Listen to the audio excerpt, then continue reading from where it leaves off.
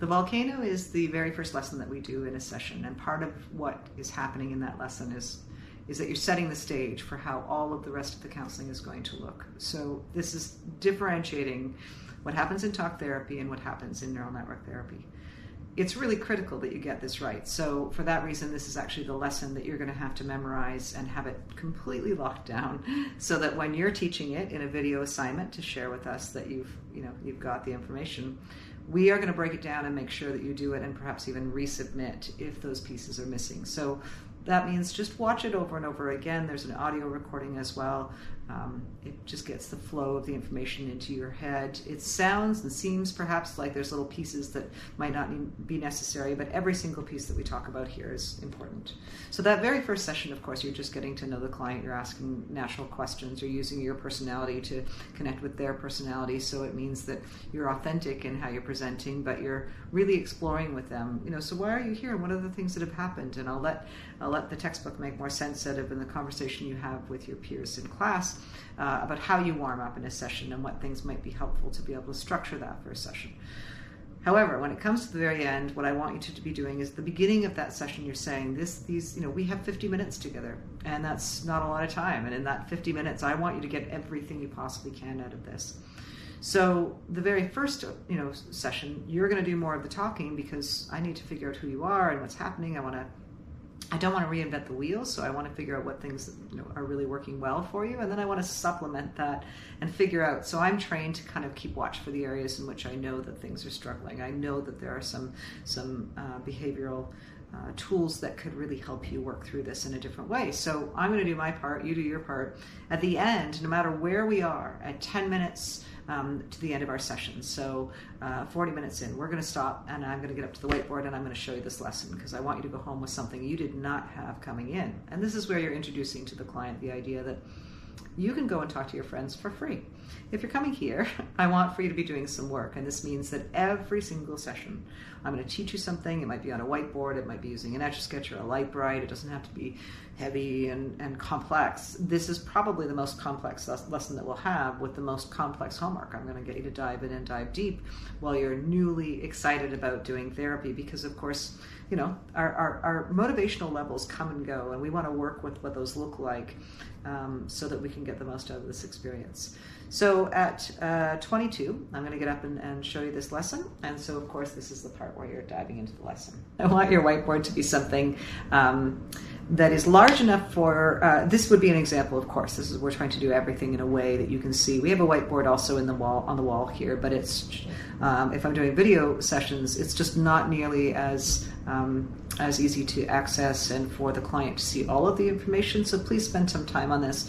I would suggest actually working with one another to be able to set up your office space, your whiteboard, your everything else. Order really thick markers. You don't want somebody straining to try to figure out what it is you're drawing. You want them to flow with you in a really fun and easy way. So here I am, and I'm going to talk as though I'm talking to a client. So here's your volcano. You were born and absolutely nothing was in it. Freud used to talked about the iceberg, and the tip of the iceberg, that's really what's going on that we can see in the conscious mind, and the rest of it is subconscious, of course, most of it having just come from Antarctica, looking at the massive icebergs that were there and thinking about that 8/10 of that was still beneath the water is quite something. And that absolutely is representative of our subconscious mind. So we're going to use a volcano because they explode, and I think that makes them way cooler than icebergs. But for this purpose, we'll explain. If you imagine this lava line, what lies beneath it is what's in your subconscious. This is the story that you've experienced in your lifetime, the experiences that you've accumulated over the course of your lifetime. And what's above that line is your conscious mind, and that's the thing that you're actively thinking about. So when you were born, nothing had happened to you, so you had a completely and totally empty volcano. We want to think about an empty volcano or space as health and wellness and vitality and energy. But something happens in your experience, and let's just say it's that, a grandfather dies. So this thing falls down to the bottom of your volcano.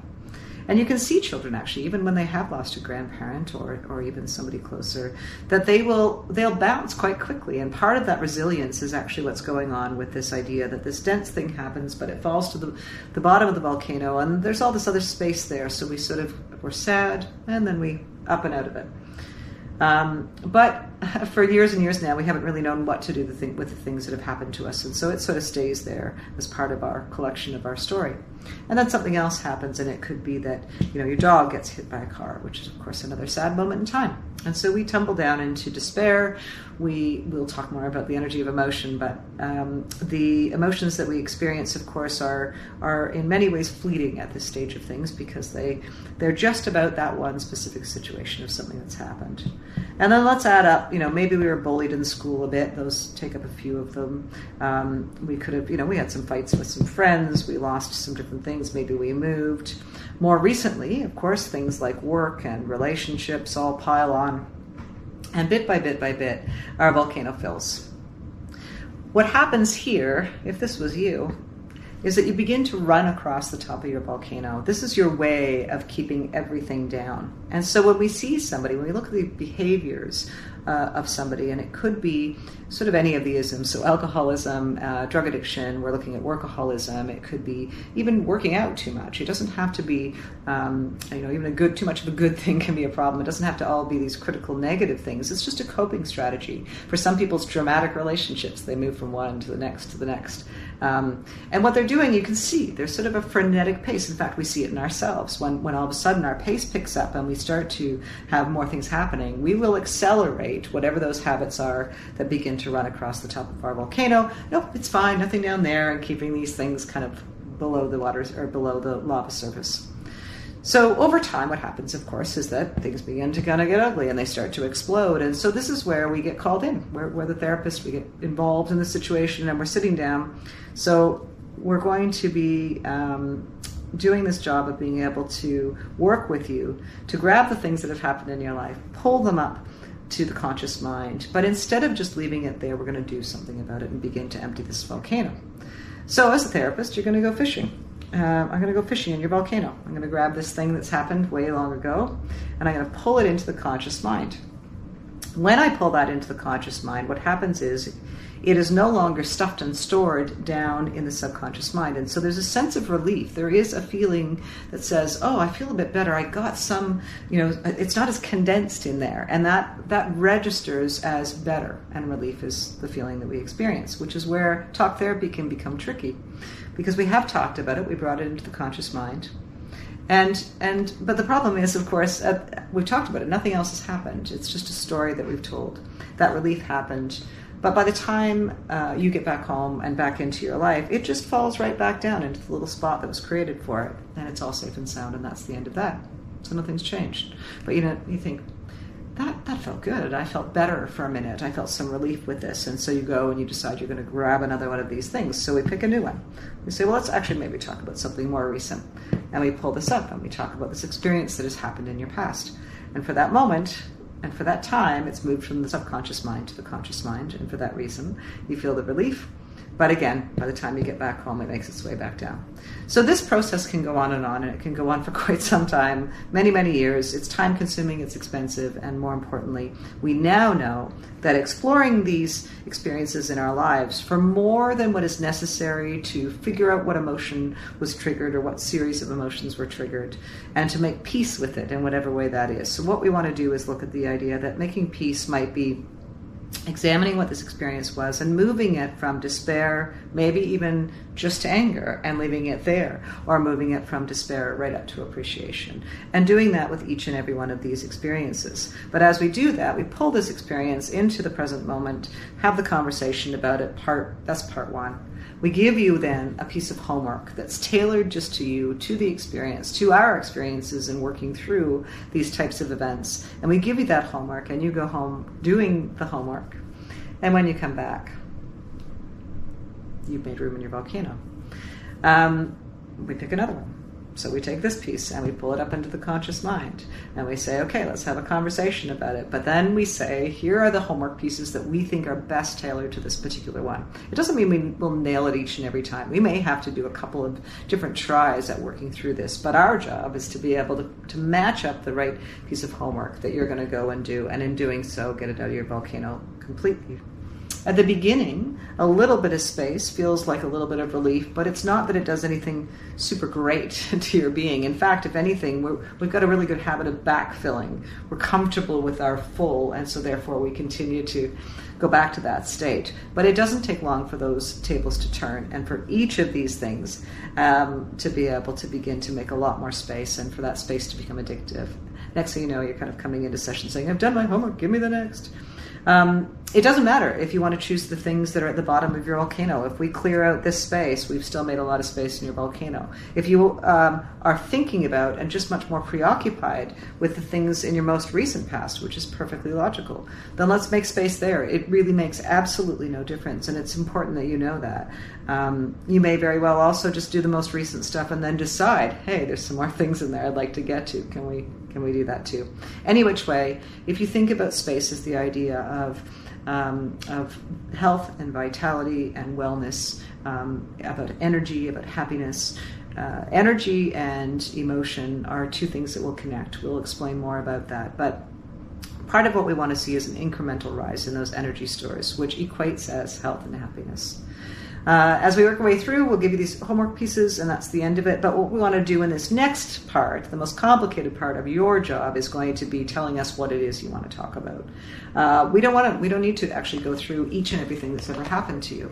And we don't need to do that because we just need to be able to build some skills in moving from despair to appreciation, in moving from anger to appreciation, from guilt to appreciation. Once we've built those neural pathways in the brain has got the blueprint. It knows how to begin to do that. Repetition helps us, so in future things that you talk about, you start to go, oh, I know where to go with this. I think last time this worked really well to help me shift my emotional state from this one to this one. And so you begin to file those memories from the past back into better feeling states, which of course helps you feel better and better. But more importantly, you are building the skill set to be able to deal with the here and now in a brand new way. So those things are happening, it's on the spot, it's on the ready. Those tools and resources are very clear, and they're practiced, and they're tools that you can use. So I want you to go home, I want you to take a stack of cue cards. I want you to go in and use the energy of emotion as the emotions that you will identify. We're going to talk more about those ones in particular, but for now you get the general idea of each of those emotions, just so we don't end up all over the map. There's lots of shades of emotion, so we'll pick those ones. So I want you to think, put these cue cards, whether it's your bedside table or just outside the shower. That seems to be a good place to think about things. You can take them with you to work in your purse or your backpack. It's important to have them nearby for between now and the time I see you next. So I want you to take these cue cards with you wherever you go, or at least leave them at home in a place that they're super accessible. We're asking the question, what are the things that I want to talk about? What are the things that have had the most amount of emotional impact on me? Good, bad, or indifferent. They're just really strong memories. Your brain's going to go to work and figure out what those things are.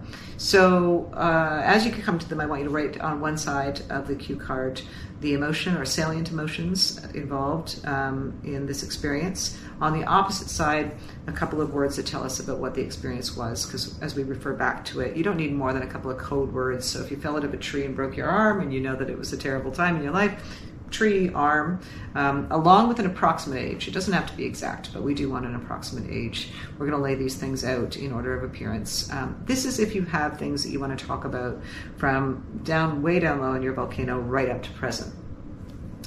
If you feel as though the things that you're dealing with, whether it's in your relationship or in your current life, are just the things, a lot is surfacing and a lot of it is at that surface level, what I want you to do is instead use each cue card to write the thing that's happening, that's causing the frustration or upset in some capacity. Do the same thing though. I want you to put, don't worry so much about the age because it's most recent, but I want you to put the thing that's happening and then on the opposite side, the emotions that it's triggering. These are going to, you're going to collect whatever it is that you've got, and at the end of the collection period. So if you're coming, maybe the day before you come back to the next session, I want you to put them in order of appearance from the least frustrating to the most frustrating, and we'll attack those in a different way.